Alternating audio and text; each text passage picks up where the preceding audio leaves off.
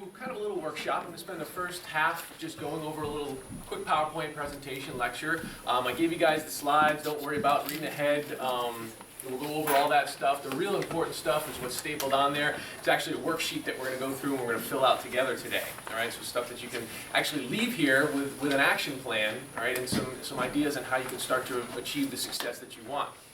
So the title of the presentation is obviously Achieving Success by Mastering the Process of Change, all right? And the fact that I put up the process of change rather than just change is really important, right?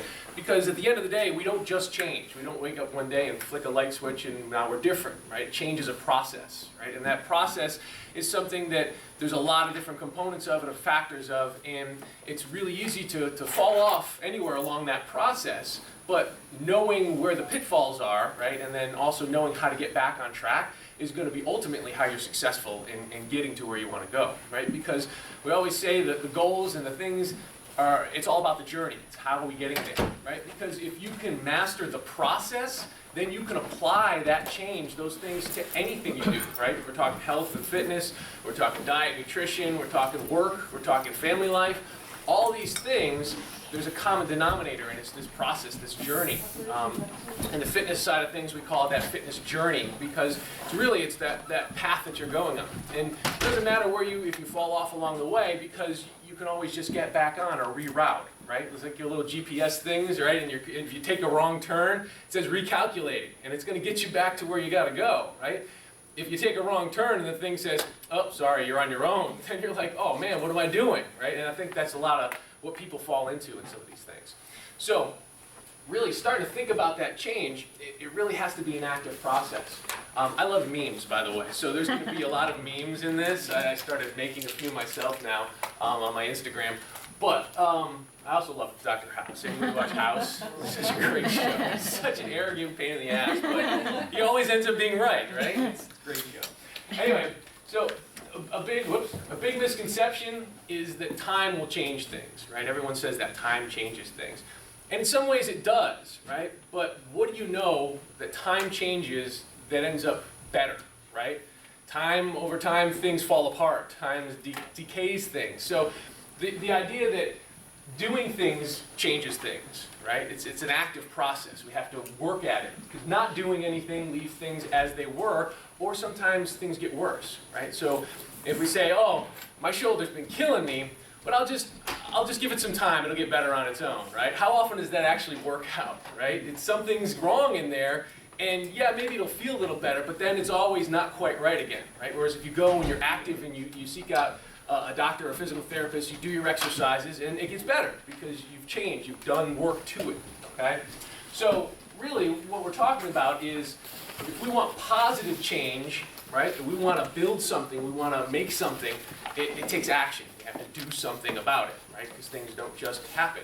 The house doesn't just build itself one day, but a house will fall apart and fall down on its own if given enough time, but it'll never build itself up. Right? So we have to be active. We have to go out and seek change and make those changes. So change and success overall, right? A lot of what that comes from is what have we been successful in the past, right? Because we can draw on our past experiences to help us improve, right? Because at some point we were all successful in something, right? And we may not have sat down and analyzed the process, but we went through some kind of process to be successful in the thing that we were successful in. Has everybody in here been successful in something? Good. Come on, everybody has a job, right? That's a success. You somehow got that job. So we all had success in one form or another, right? Not take exercise and fitness and all that stuff out of the equation. We've been successful in something, right? And so if someone came up to you and wanted to know about what you were successful in, the first question is, what were you successful in, right? They're going to come up and ask. And if we see someone else who's successful, that's one of the first things we want to know is what were they successful in, right? That's just a natural thought process. Next, we're probably going to ask something about how did they achieve that success, right? Because we're always searching for the formula, the process, right? The one question that a lot of people don't ask, and that most people don't even ask about themselves, is probably the most important one. And that's why, right? Why were you successful? Why was that person successful, right? Because you can find out what they were successful in, right? And you can probably even find out how they got to achieve that success, right? But that doesn't mean you can replicate that, right? There's not always a recipe or a formula, right? Because there's these intangible factors, right, which are the whys. The why is what really is going to drive us, way more than the how or the what or all those things. So I'm going to get a little more in depth into that. There's an author named Simon Senik, and he has a great book called Start With Why. So if you get a chance to throw it on your reading list, I really highly recommend it. For me, it was really important as a business owner in how I evolved and changed my business.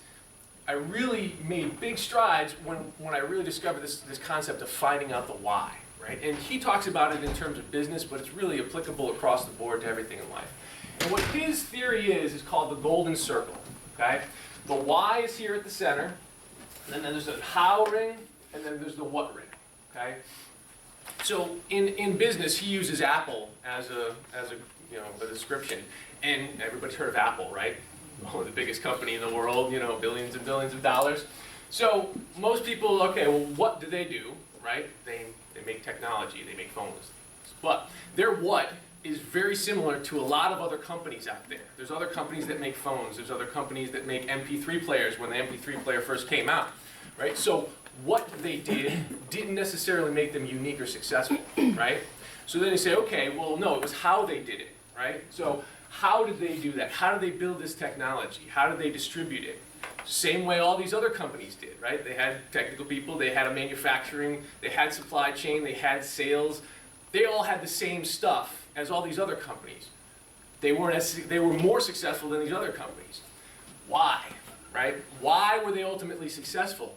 Their why was different than a lot of other companies. Their why wasn't to make an awesome phone. Their why is to challenge the status quo, all right? So when they go into whatever they do, right, from the top, they start with that central why. Is they're going to pick something like the phone or music or whatever, and they're going to come up with a way to challenge how everybody utilizes that thing. And that leads them to how they're going to do it, and then ultimately what they're going to make. Right? So the process of starting with the why and connecting to why the success is important to you is going to determine all the rest of the stuff. You guys with me so far? Mm-hmm. Awesome. Okay. So what happens if you don't start with why, right? Part of what we talk about here is you chase the what's, right? So everybody in here starts setting their goals by what they want to achieve, right?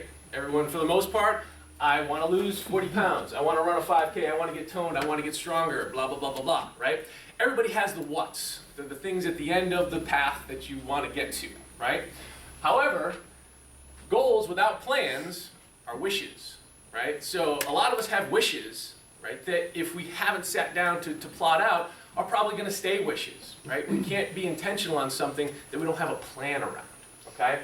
So then the next level is the hows, right? A lot of people chase hows, okay? How do you, I heard that the blank was the best diet program out there, right? That's a how to get to somewhere, right? I think this is the best way to exercise. That worked for somebody else, right? But is it going to work for me? And how do I determine that, right? First, I have to start with why, right? So if you set all these goals out here without any idea as to why they're important to you, how motivated are you going to be to get there, right? It just becomes this thing it's a continual wish. It's hard to build intention around that, okay? And we're going to talk a little bit more about that. Once we figure out our why, if we start from the middle, the why that we want to get there is going to tell us how we go about doing it, right? And how we go about doing it is going to determine what we do on a day-to-day basis, right? So instead of starting from the end and working our way back, if we start from the middle, our why is going to determine directly which one of these hows, right? Because there's a million diets out there, right? There's a million exercise programs out there, right? But not all of them are going to fit your why, right?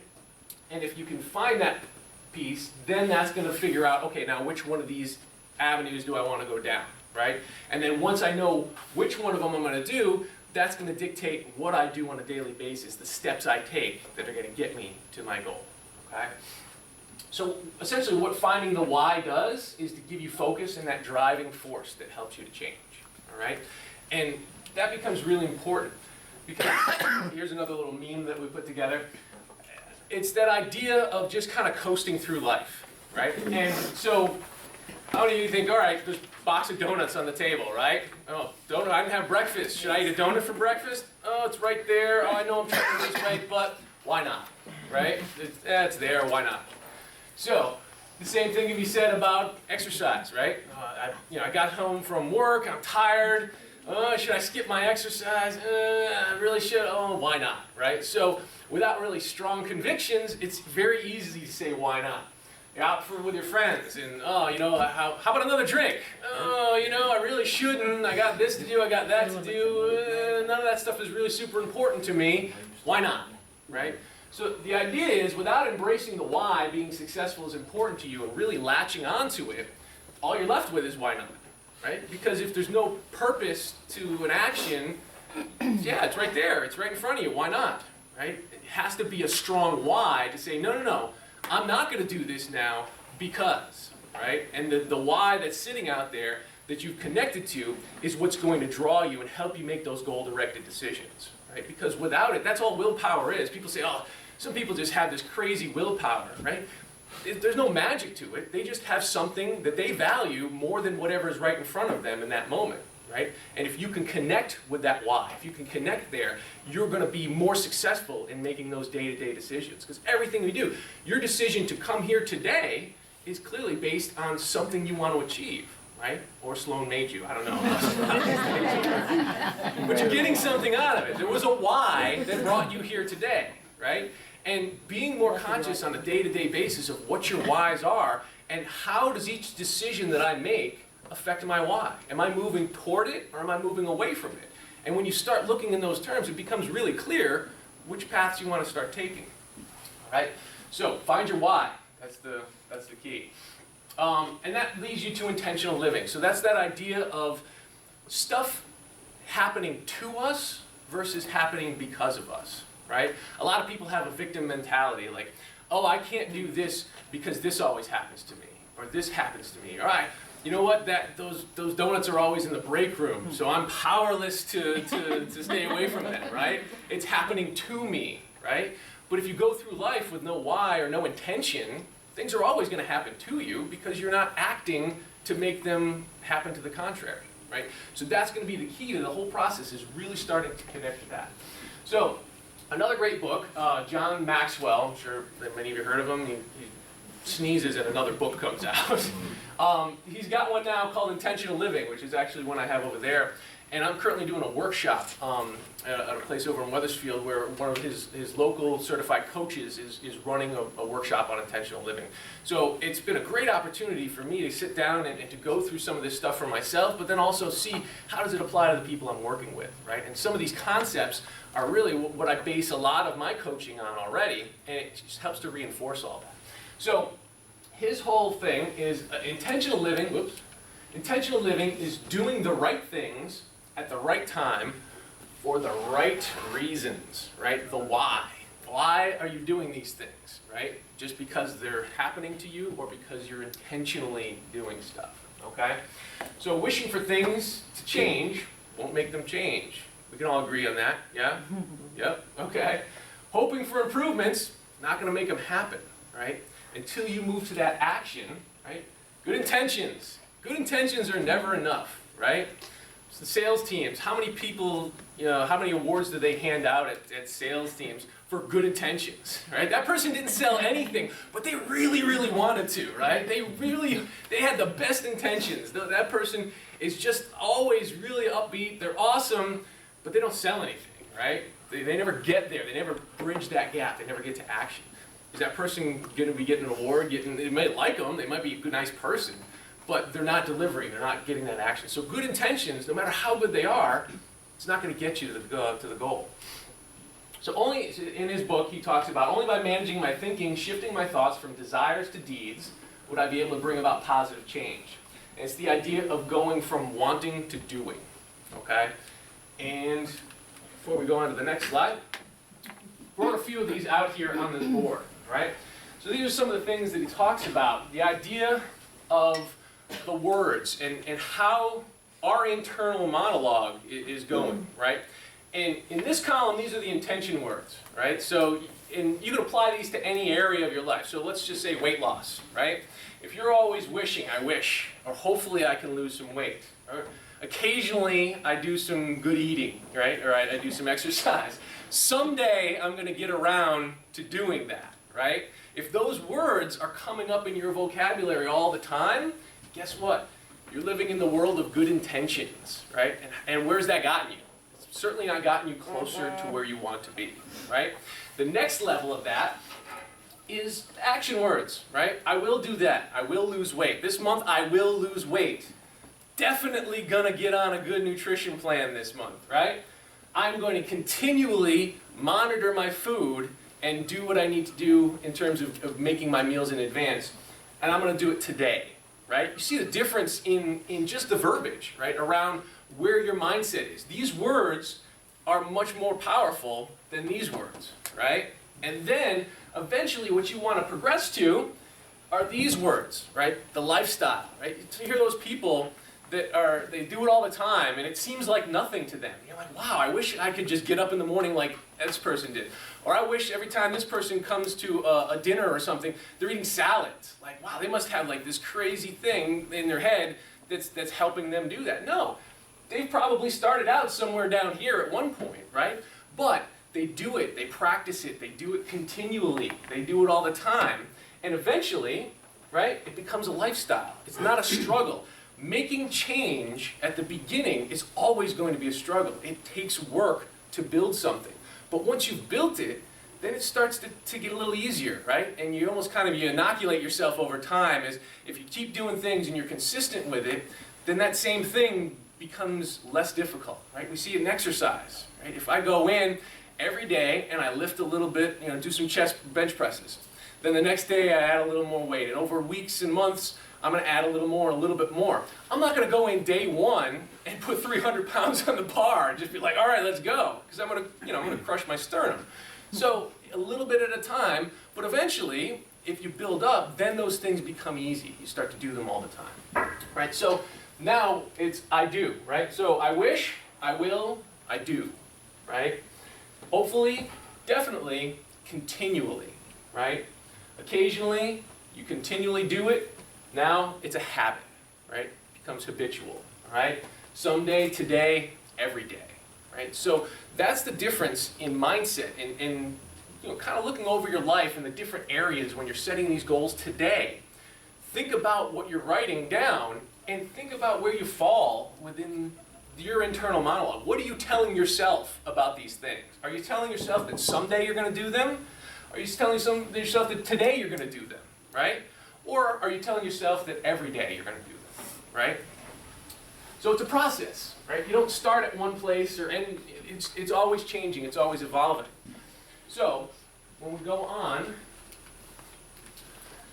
a little bit more about good intentions, right? So we talk about people setting those intentions. Do you ever hear anyone's goals sound like this? I want to drop 40 pounds, 5 dress sizes, and then put it all back on 3 months later. Anyone ever hear someone set that goal? No, they set the goal to drop the 40 pounds and the 5 dress sizes, but their actions get them back here, right? Good intentions, poor actions, right? Good intentions aren't going to get you the good results. Good actions are going to get you the good results, right? How about this one? I'm going to sign up for a year contract at a gym and then stop going after 3 weeks because I like to throw money away. I don't think anyone ever says that, but people do it all the time, right? They sign up for the $10 a month gyms. Why do they do that? It's only $10 a month. If I never show up, okay, geez, I really should cancel that. But guess what those gyms do? They make you jump through hoops to cancel that membership. You got to get a letter, you got to mail it in, you got to do all this stuff because they know if it's a little bit hard to do, they put a couple barriers or obstacles in your way. You're like, it's $10, forget it. I'll do it next month. I'll do it next month, right? That's the actions that they're banking on, right? If everyone showed up to those gyms, that signed up for those gyms, they would never have enough equipment. The place would be mobbed. They would have to close down, right? They are banking on the fact that no one's going to show up. They're just going to keep getting $10 a month, right? And then the last one, I plan on trying 5 different diets this year and not following through on any of them so I can continue to be frustrated, right? No one's intentionally going in and doing that, but their actions reflect these things, all right? So we got to start thinking about, are our actions lining up with our intentions, right? Because that's going to be really important in moving forward, right?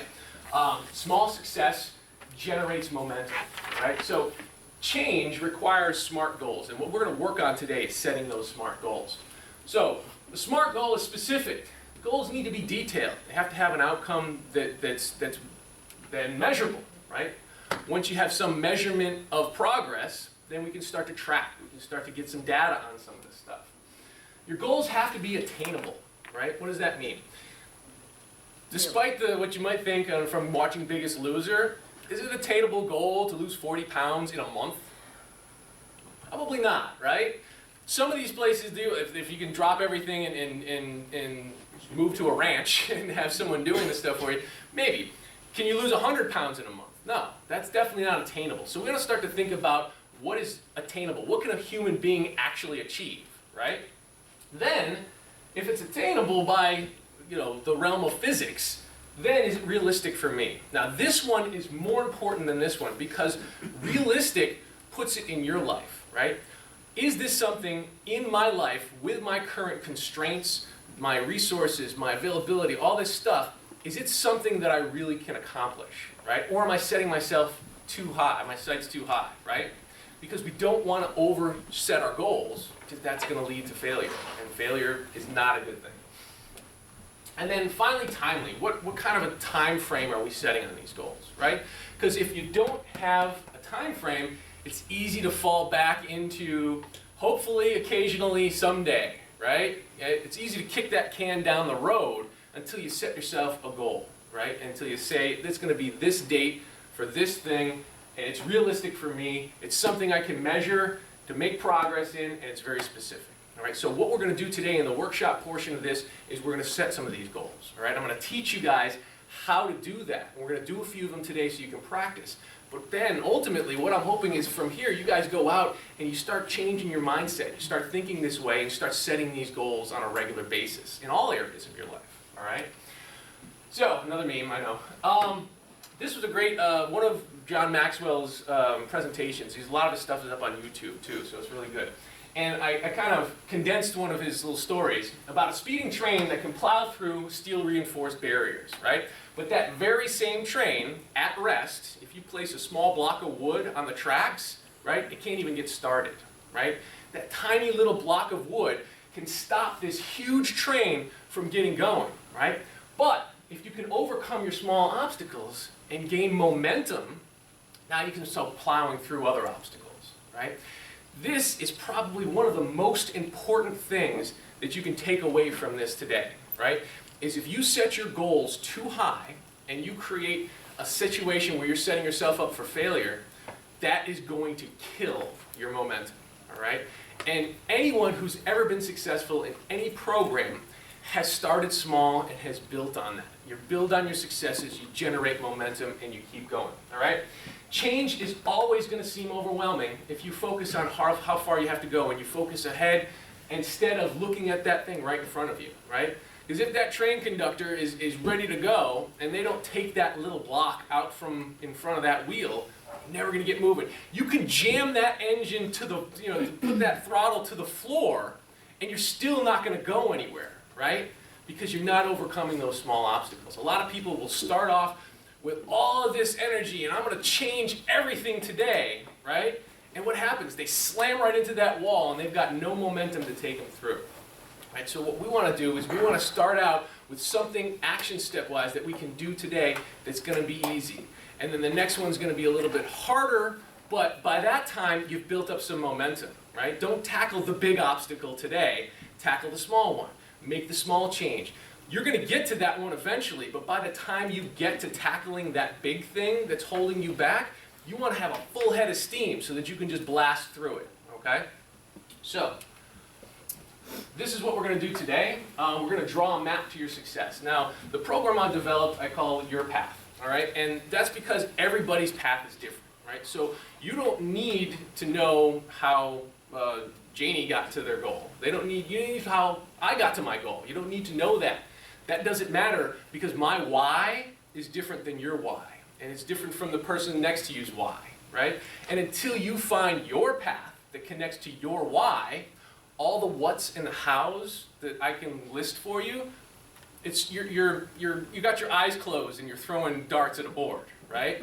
Maybe you hit, right? And some people do. Some people get lucky and hit the thing that lines up with their why without even thinking about it, right? But most people are going to put a bunch of holes in their wall, right, before they get to where they need to be. Let's skip all that process. Let's think about the target first and work your way back from there. So, part of my Your Path program that I put together is what I call my Wellness Vision Worksheet, all right? This worksheet comes from wellness coaching, essentially, and it's a process that we usually get people started on right at the beginning, all right? So you can see in addition to the Wellness Vision Worksheet, which you're going to do today, I've also put together weekly tracking sheets. Again, these are tools. Healthy Lifestyle Workbook, weekly score sheets. I've developed a system of checks and balances so that you can go throughout your week. You can check off the things that you're doing positively or negatively, and at the end of the week, it kind of gives you a score to say, all right, where do I fall within this range? Am I moving forward or moving back? You can compare in the previous weeks, and then you can look forward and say, okay, where did I miss the opportunity to gain some positive points, or where did I go and do a bunch of stuff that got me negative points? And now how do I make some changes on that going forward, right? So again, this is not a silver bullet. This is not a magic wand. This is a process, right? So essentially all I've done with this program is to try to focus your process, right? To get you thinking critically about the things that you want to achieve and why they're important.